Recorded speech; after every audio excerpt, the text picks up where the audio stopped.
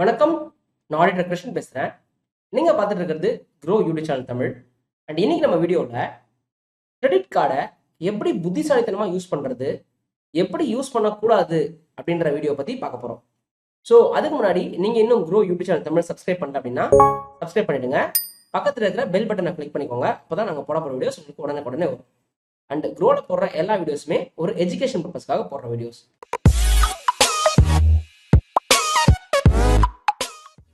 So 1949 Frank நமரா அப்படின்றவர் நியூயார்க்ல இருக்காருங்க. அவர் வந்துட்டு ஒரு நல்ல கொஞ்சம் பணக்காரர் தான். அவர் வந்துட்டு ஒரு ஹோட்டல்ல போய் சாப்பிட போறாரு. ஆனா சாப்பிட்டு முடிச்சதுக்கு அப்புறம் தான் தெரியுது அவர்கிட்ட கையில பர்ஸ் இல்லை, வாலெட் இல்லைன்னு தெரியுது. ஸோ அப்போ வந்து அந்த ஹோட்டல்காரங்கிட்ட சொல்றாரு, நான் வந்து எனக்கு ஒரு பேப்பர் கொடுங்க, நான் கையெழுத்து போட்டு தரேன். இப்போ நீங்க ஜென்ரலா வந்துட்டு ஏதாவது ஒரு ஹோட்டல்ஸ் எல்லாம் போகும்போது இப்போ நீங்கள் தங்குற ஹோட்டல்ஸ் போனீங்கன்னா கையெழுத்து போட்டு தந்தா போதும். பில்ல கையெழுத்து போட்டால் நீங்கள் அதுக்கப்புறம் செட்டில் பண்ணிக்கலான்ற மாதிரி இருக்கும். பட் ஜஸ்ட் போய் சாப்பிட்ட ஒரு ஹோட்டல்ஸில் அப்படி கையெழுத்து போடுறது விட மாட்டாங்க. ஸோ அந்த மாதிரி அந்த ஹோட்டலில் அவரை ஜஸ்ட் கையெழுத்து போடுறது விடலை. அப்புறம் வந்து அவர் ரொம்ப எம்பராஸ் ஆகி ரொம்ப ஃபீல் பண்ணி அவர் ஒய்ஃபுக்கு கால் பண்ண எப்படியோ தகவல் கொடுத்து ஒய்ஃப் வந்து அந்த காசை கொடுத்ததுக்கப்புறம் அவர் அனுப்பிச்சாங்க. அவருக்கு ரொம்பவே மனசு கஷ்டமாக போச்சு. ஏன்னா நம்மகிட்ட காசு ஒன்றும் இல்லாமல் இல்லை, நம்மகிட்ட காசு இருக்குது, அதான் அந்த நொடியில் நம்மகிட்ட காசு இல்லை, இதனால நம்ம இப்படி பண்ணிட்டோமே அப்படின்னு சொல்லிட்டு அவர் தான் பிற்காலத்துல அவரும் இன்னொருத்தரும் சேர்ந்து ரால்ஃப் ஸ்னைடர்னு சொல்லிட்டு 1950s இந்த மாதிரி கிரெடிட் கார்டுக்கு முன்னுதாரணமா இருக்கிறதுக்கு ஒரு கிளப் மாதிரி ஒன்று ஆரம்பிச்சாங்க. அதுக்கு பேரு டின்னர்ஸ் கிளப் அப்படின்னு சொல்லி ஒரு பேப்பர் மாதிரி இருக்கும், ஒரு கார்டு மாதிரி இருக்கும். ஸோ அந்த கார்டு நீங்க காமிச்சிங்கன்னா ஜென்ரலாகவே நீங்க கொஞ்சம் பணம் வசதி படிச்சவரா இருக்கும். ஸோ நீங்க வந்து அன்னைக்கு காசு கொடுக்கலன்னா கூட அதுக்கப்புறம் நீங்க கொடுத்துக்கலான்ற மாதிரி ஒரு கான்செப்ட்ல அப்படிதான் கிரெடிட் கார்டோட ஸ்டார்டிங் பாயிண்ட்டுங்க. இன்னைக்கு பாத்தீங்கன்னா வேர்ல்ட் லெவல்ல கிட்டத்தட்ட 280 கோடி கிரெடிட் கார்டு இருக்குது. அண்ட் இந்தியாவில் பார்த்தீங்கன்னா கிட்டத்தட்ட 6,20,00,000 கிரெடிட் கார்டு இருக்குதுங்க. ஸோ இன்னைக்கு கிரெடிட் கார்ட்ஸ் வந்துட்டு ரொம்ப ஃபேமஸ் ஆகிட்டு இருக்கு. எல்லாரும் கிரெடிட் கார்டை பற்றி தெரியுது. இப்போ கிரெடிட் கார்டு எப்படி ஒர்க் ஆகுதுன்றதை நீங்க புரிஞ்சுக்கணும். கிரெடிட் கார்டுன்றது ஒன்றும் இல்லைங்க, ஒரு பிளாஸ்டிக் கார்டு தான். அதுல ஒரு மேக்னெட்டிக் சிப் இருக்கும், அது மாதிரி இருக்கும்னு வச்சுக்கோங்களேன். ஸோ நம்ம வந்து நம்மளோட பேங்கர் வந்துட்டு அந்த நம்ம எங்க ஸ்வைப் பண்றோமோ அந்த ஸ்வைப் பண்ற மர்ச்சன்ட்டுக்கு பேமெண்ட் கொடுத்துருவாங்க. நம்ம வந்து பேங்கருக்கு ஒரு ப்ராமிஸ் பண்றோம், நான் வந்து பே பண்ணிடுறேன் அப்படின்ற மாதிரி. ஸோ இப்போ நம்ம வந்து பேங்கருக்கு கொடுக்குற காசுக்கு, பேங்கர் நமக்காக கொடுத்த காசுக்கு நம்ம பேங்கருக்கு செட்டில் பண்ணணும். இதான் concept credit card. So credit card வந்து பேங்க்ஸ், NBFCs இவங்கெல்லாம் வந்து கிரெடிட் கார்டு கொடுக்குறாங்க. பேசிக்கலி இது ஒரு கிரெடிட் லிமிட், ஒரு கடனுக்கு ஒரு லிமிட் கொடுக்குறாங்க. நீங்க அந்த லிமிட் வரைக்கும் யூஸ் பண்ணிட்டு திருப்பி கட்டணும். இதுக்கு அவங்க ஒரு டைம் கொடுப்பாங்க. இந்த மாதிரி இந்த டேட்குள்ள நீ யூஸ் பண்ணீங்கன்னா நான் வந்து பில் ஜென்ரேட் பண்ணுவேன், அதை நீ இந்த டேட்குள்ள பே பண்ணணும்ன்றாங்க. ஒரு எக்ஸாம்பிள், ஒருத்தருக்கு வந்து 2 லட்ச ரூபா கிரெடிட் லிமிட் இருக்கு அப்படின்னா அவர் வந்து ஒரு 40,000 ரூபாய்க்கு ஒரு ரெஃப்ரிஜரேட்டர், 60,000 ரூபாய்க்கு ஒரு 50,000 ரூபாய்க்கு ஒரு ரெஃப்ரிஜரேட்டர் வாங்குறாரு. அப்புறம் இங்கிட்ட அங்கிட்டு ஒரு 10,000 ஸ்வைப் பண்றாரு, மொத்தம் ஒரு 60,000 ஸ்வைப் பண்ணிட்டாருன்னா அவரோட கிரெடிட் லிமிட் வந்து 60,000 குறைஞ்சிடும். ஸோ 2 லட்ச ரூபா கிரெடிட் லிமிட்ன்றது தேக்க அப்படியே குறைஞ்சி 1,40,000 கிரெடிட் லிமிட்னு சொல்லுவாங்க.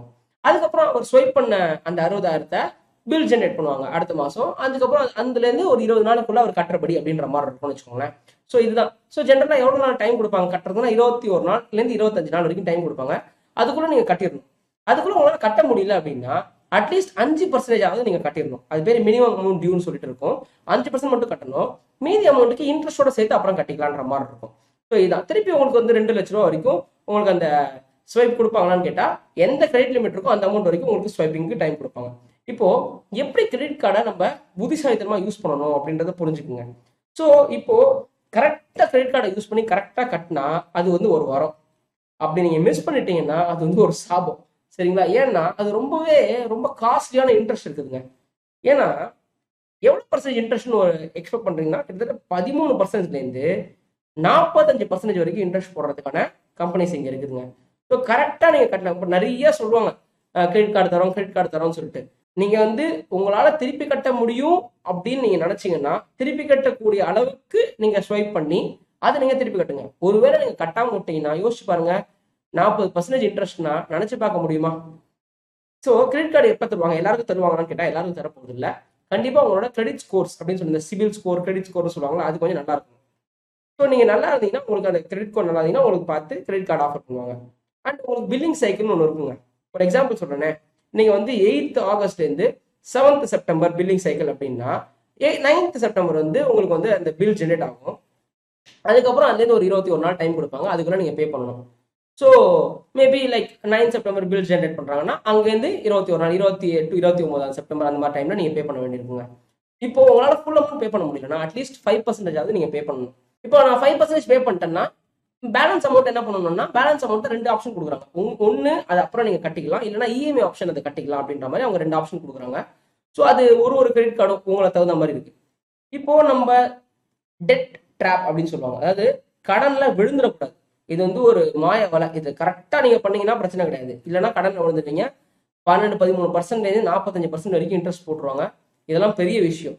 ஸோ இப்போ எப்படி வந்துட்டு நம்ம கிரெடிட் கார்டுனா கரெக்டாக ரிமைண்டர் வச்சுக்கோங்க. என்னைக்கு உங்களுக்கு பில் வரப்போகுது, என்னைக்குள்ள நீங்க கட்டணுன்றது ப்ராப்பரா ரிமைண்டர் வச்சுக்கிட்டீங்கன்னா உங்களுக்கு அந்த கிரெடிட் கார்டு வரமா அமையும். பட் ஒருவேளை உங்களுக்கு ரிமைண்டர் ஒரு கவலை நீங்க மறந்து போயிட்டீங்கன்னா இன்ட்ரெஸ்ட் எங்கேயோ போய் நிற்கும்.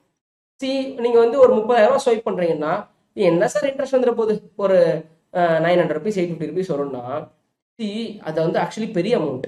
30,000 ஸ்வைப் பண்ணி அதுக்கு வந்து 800 ருபீஸ் 900 ருபீஸ் நீங்க கட்டுறீங்க இன்ட்ரெஸ்ட்னா அது ஆக்சுவலி பெரிய அமௌண்ட். ஆனா உங்களை பொறுத்த வரைக்கும் அது ரொம்ப 1000 தானே அப்படின்னு தோணும்.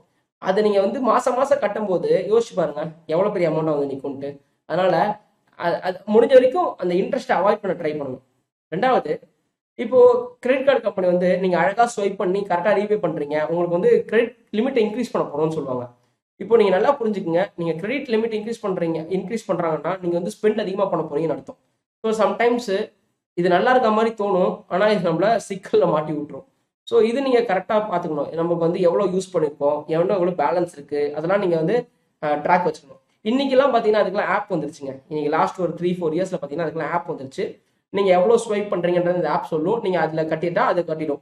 பட் சம்டைம்ஸ் என்ன ஆகும்னா உங்ககிட்ட இருந்து அந்த ஆப்குள்ள போயிடும், அந்த ஆப் கிட்ட இருந்து பேங்க் கிட்ட போகாது, அப்ப நீங்க மாட்டின்னு முழிப்பீங்க. ஸோ இந்த மாதிரி நல்ல தரமான ஆப்பா யூஸ் பண்ணுங்க. ஸோ நமக்கு என்ன தெரியணும், எவ்வளவு ஸ்வைப் பண்ணிருக்கோம்னு தெரியணும், எவ்வளோ நம்ம ஸ்பெண்ட் பண்ணிருக்கோம், எவ்வளவு கிரெடிட் பேலன்ஸ் இருக்குது, எப்பைக்குள்ள அதை கட்டணும் அப்படின்றது எல்லாமே தெரியணும். அடுத்தது டைமிங் த பர்ச்சேஸ் சொல்லுவாங்க. எப்போ வாங்கணும், எப்போ கிரெடிட் கார்டு ஸ்வைப் பண்ணணும். இப்போ என்னோட பில்லிங் சைக்கிள் ஒன்று இருக்கும். ஃபார் எக்ஸாம்பிள் என்னோட பில்லிங் சைக்கிள் வந்து 2ஆம் தேதியோட முடியுது. இந்த மாசம் 1ஆம் தேதியிலேருந்து அடுத்த மாசம் 2ஆம் தேதி, இந்த மாசம் 3ஆம் தேதி, அடுத்த மாசம் 2ஆம் தேதி முடியுது. இப்போ நான் வந்து இந்த மாசம் 30ஆம் தேதி ஸ்வைப் பண்ணேன்னா என்னோட பில்லிங் சைக்கிள் வந்து அந்த 2ஆம் தேதிக்குள்ள இருக்கும்போது எனக்கு ஆக்சுவலி பார்த்தீங்கன்னா அந்த 3 நாள் தான் இந்த மாசத்துல வரும். அப்போ 21 நாள் எனக்கு கிரெடிட் லிமிட். அப்போ மொத்தமாவே எனக்கு 25 நாள் 24 நாள் தான் கிரெடிட் கிடைச்சிருக்கு. ஒருவேளை நான் அடுத்த பில்லிங் சைக்கிள் ஸ்வைப் பண்ணேன்னா அந்த 30 நாள் யூஸ் ஆகும். அந்த மாசத்தோட 30 நாள் பிளஸ் அங்கேருந்து ஒரு 26 நாள்னு பார்த்தா 45 நாள் உங்களுக்கு ஃப்ரீ கிரெடிட் கிடைக்குது. நான் சொல்றது நல்லா புரிஞ்சுக்கோங்க. இந்த மாசத்தோட கடைசியில நீங்க கிரெடிட் கார்டு ஸ்வைப் பண்ணீங்கன்னா அடுத்த மாசம் முதல்லயே உங்களுக்கு அந்த பில் ஜெனரேட் ஆகும்போது இந்த ஸ்வைப்பும் வந்துடும். ஸோ அங்கேருந்து 20 நாளைக்குள்ள நீங்க கட்டணும் அப்படின்ற பட்சத்துல உங்களுக்கு ரொம்ப சொற்பமான நாட்கள் தான் கிரெடிட் கிடைச்சிருக்கு. ஆனா இந்த மாசம் ஆரம்பத்துல நீங்க ஸ்வைப் பண்ண பில்லுக்கு இந்த மாசம் முழுக்க கிரெடிட் கிடைச்சது, பிளஸ் அடுத்த மாசத்துல ஒரு 20 நாள் பில் ஜென்ரேட் ஆனது 20 நாள் கிரெடிட் கிடைச்சது.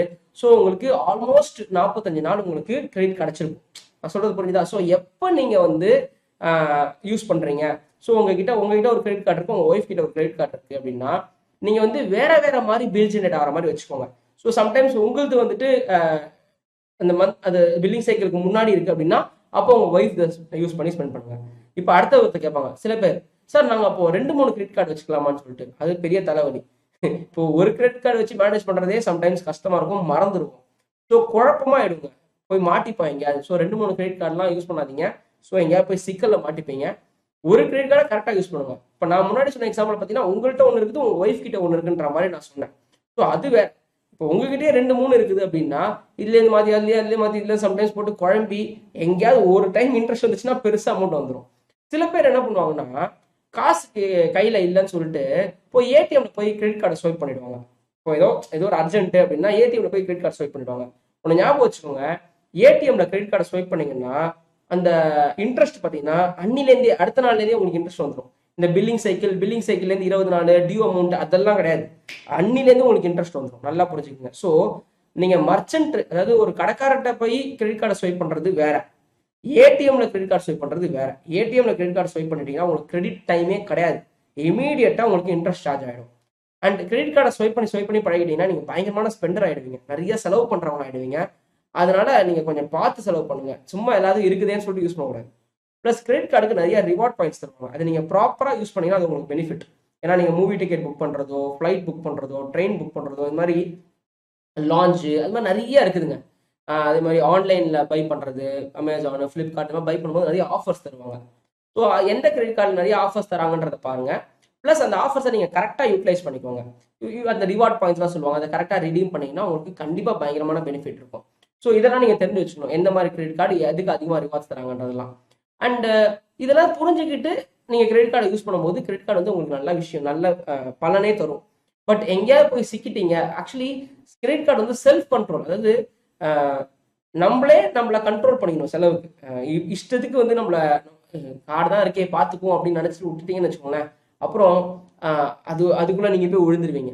ஸோ செல்ஃப் கண்ட்ரோல் இருக்கணும்.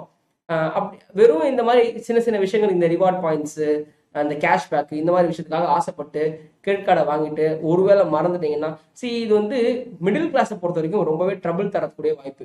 ஹை கிளாஸை பொறுத்த வரைக்கும் கண்டிப்பாக அவங்களுக்கு இந்த கிரெடிட் கார்டை கட்டுற அளவுக்கு காசு இருக்கும். ஸோ அவங்க கிரெடிட் கார்டை வந்துட்டு ஃபேஷனாக யூஸ் பண்ணுவாங்க, அவங்களுக்கு இது பெருசாக பிரச்சனை கிடையாது. பட் இந்த மிடில் கிளாஸ் ஒரு லோயர் மிடில் கிளாஸ் பசங்களுக்கு தான் இது வந்து கொஞ்சம் தலைவலியை கொடுக்கறதுக்கான வாய்ப்புகள் இருக்குது. ஏன்னா அவங்க யூஸ் பண்ணிட்டு கட்ட முடியாது.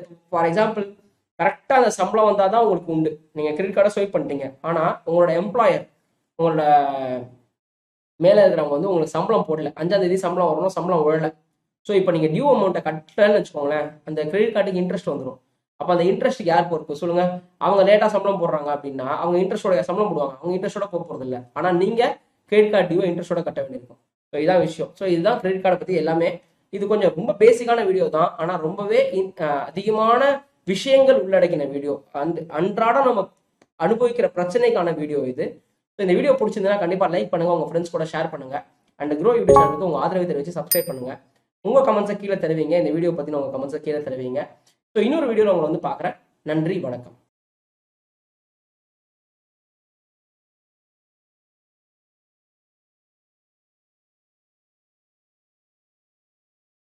Investment in securities market are subject to market risks. Read all the related documents carefully before investing. Please read the risk disclosure documents carefully before investing in equity shares, derivatives, mutual fund, and or other instruments traded on the stock exchanges.